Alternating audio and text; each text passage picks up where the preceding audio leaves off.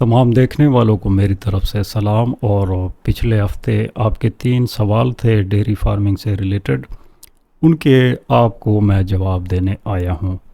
सबसे पहला सवाल कि डेयरी फार्मिंग शुरू करना चाहता हूँ, गाय लूँ या मुझे भैंस का इंतखाब करना चाहिए।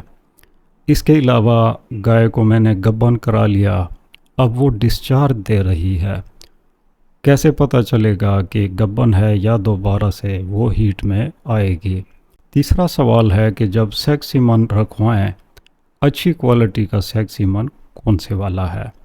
सीधा पहले सवाल की तरफ चलते हैं कि डेयरी फार्मिंग भैंस से शुरू करें या गाय से।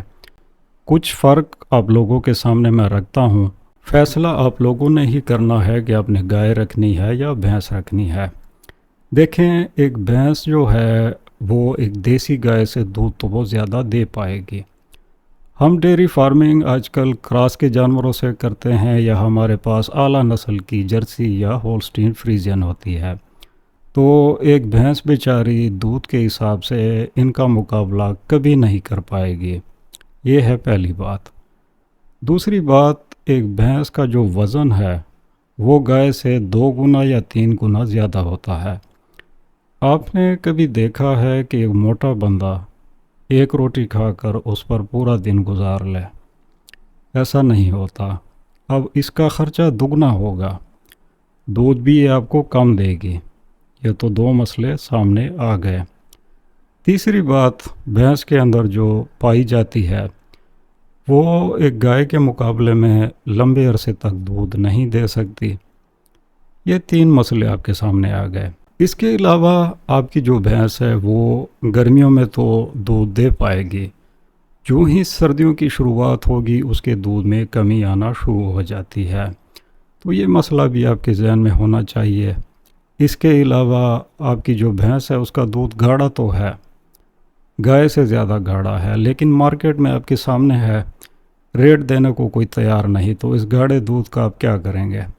तो ये चीज़ें अपने माइंड में रखें। लेकिन यहाँ पर एक बात है, बहुत लोग हैं जो भैंस रख कर भी बहुत अच्छा कारोबार कर रहे हैं। कारोबार कभी नाकाम नहीं होता, हमेशा जो उसे चलाने वाला बंदा होता है वो ठीक तरीके से अपने कारोबार को समझ नहीं पाता, जिसकी वजह से वो नुकसान कर लेता है। लेकिन अगर आप नए बंदे हैं तो यकीनन गाय की जो फार्मिंग है वो ज़्यादा आसान है, क्योंकि वो लोग जो कामयाब हैं भैंस के बिज़नेस में वो अपने आबाओ अजदाद के वक्त से करते आ रहे हैं, तो उन्हें अच्छी तरह से पता है कि उन्हें क्या करना चाहिए।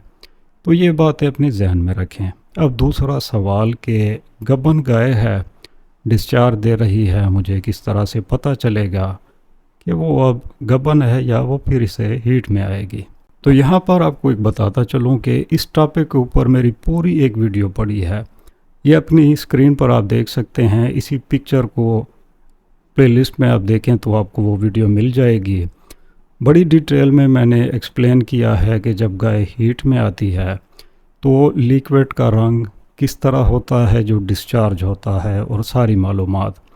इसके अलावा इस सवाल का जवाब अगर मैं दूं तो आपने अगर अपनी गाय को गबन करा लिया, पहले दिन से लेकर 20 दिन तक अगर वो वक्फे वक्फे से डिस्चार्ज देती है तो परेशान होने की कोई बात नहीं। लेकिन हमेशा डिस्चार्ज के कलर को देखें, अगर वो शीशे की तरह साफ़ है, चमकदार है, तो इसका मतलब है वो दोबारा हीट में आएगी। अगर वो गाढ़ा सफ़ेद है तो इम्कान यही है कि आपकी गाय ठहर चुकी है, और 20 दिन तक आप इंतज़ार कर लें। अगर उसके बाद भी वो डिस्चार्ज दे तो चांसेस है कि उसके गबन के कम हो जाते हैं। तो अगर 20 दिन तक वो देती है तो कोई मसला नहीं है। अब तीसरे सवाल की तरफ आते हैं कि जो सेक्स सीमन है उसकी क्वालिटी का पता कैसे चलेगा और एक अच्छा सेक्स सीमन कौन सा होगा। बिल्कुल इसी टॉपिक के ऊपर एक वीडियो पड़ी है जो इस वक्त अपनी स्क्रीन पे आप देख सकते हैं।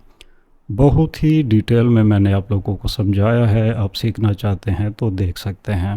तो इन साहब के अगर सवाल का जवाब दूं तो देखें, हर कंपनी की ख्वाहिश होती है कि जब वो मार्केट में कोई सेक्स सीमन लाएं تو اچھے سے اچھی کوالٹی کا ہو۔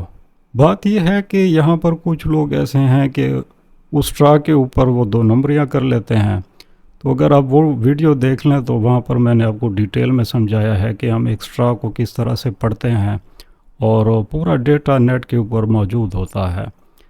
اب کوالٹی میں ایک اور چیز آ جاتی ہے۔ کمپنی نے ایک اچھا سیمن تیار کر لیا اور اپنے ڈسٹریبیوٹر کو دے دیا۔ ان کے پاس پڑے ہوتے ہیں کنٹینر۔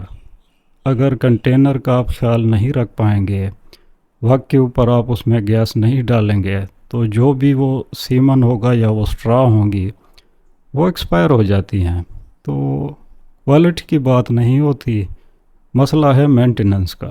اس کے علاوہ آپ نے کہا کہ اچھا سیک سیمن کون سا ہوگا۔ دیکھیں، یہاں پر ہمیں اپنے جانوروں کو دیکھنا ہوتا ہے۔